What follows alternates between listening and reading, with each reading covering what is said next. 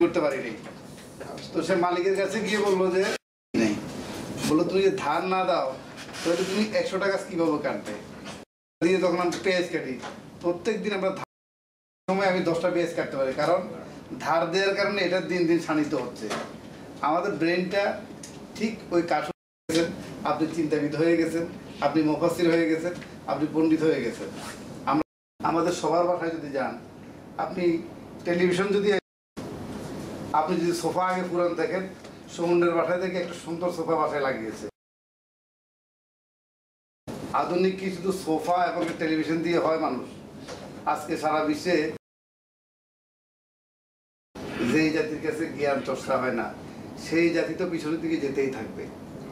আপনার ডাক্তারিকভাবে শানিত করে, যেমন ব্লগ, আপনি নিয়মিত বই পড়তে পারেন না, কিন্তু কম্পিউটারে গেলে লাইটিংয়ের কারণে যে চোখে কম থেকে সেও বই দেখতে পারে। যদি আপনি একটু স্ক্রিনটা বড় করে দেন তাহলে আপনি বড় লেখা পড়তে পারতেছেন। এবং